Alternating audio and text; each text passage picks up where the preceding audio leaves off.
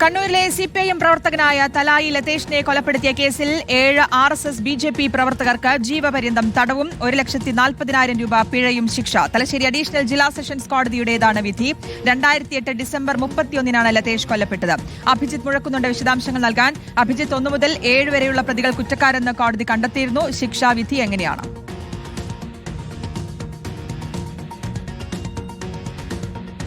ശ്രുതി, 7 പ്രതികൾ കുറ്റക്കാരെന്നാണ് കോടതി കണ്ടെത്തിയത്. 7 പേരും RSS BJP പ്രവർത്തകരാണ്. നിലവിൽ ഇവരെ ജീവപര്യന്തം ശിക്ഷയ്ക്കാണ് കോടതി വിധിച്ചിട്ടുള്ളത്. വിവിധ വകുപ്പുകളിലായി 35 വർഷം തടവ് ശിക്ഷ കൂടി കോടതി വിധിച്ചിട്ടുണ്ട്. ഈ ശിക്ഷകളൊക്കെ ഒരുമിച്ച് അനുഭവിച്ചാൽ മതി. ഒപ്പം തന്നെ 1,40,000 രൂപ പിഴയും തലശ്ശേരി അഡീഷണൽ ജില്ലാ സെഷൻസ് കോടതി ഈ 7 പേർക്കും വിധിച്ചിട്ടുണ്ട്.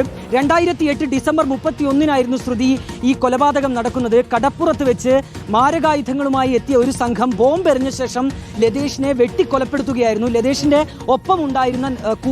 ഒപ്പമുണ്ടായിരുന്ന ആളുകൾക്കും ഗുരുതരമായി പരിക്കേറ്റിരുന്നു.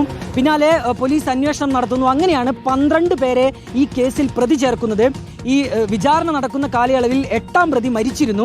ഈ നിലവിൽ ഇപ്പോൾ 1 മുതൽ 7 വരെയുള്ള പ്രതികൾ കുറ്റക്കാരാണെന്ന് കോടതി കണ്ടെത്തുന്നു.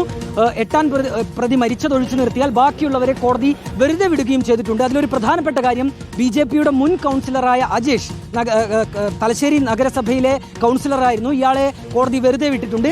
ഏതായാലും ജീവപര്യന്തം ശിക്ഷയാണ് ഈ BJP RSS പ്രവർത്തകർക്ക് തലശ്ശേരി കോടതി വിധിച്ചിട്ടുള്ളത്. 35 വർഷത്തെ തടവുമുണ്ട്. ശിക്ഷയെല്ലാം ഒരുമിച്ച് അനുഭവിച്ചാൽ മതി എന്നുള്ളതാണ് പ്രധാനപ്പെട്ട കാര്യം.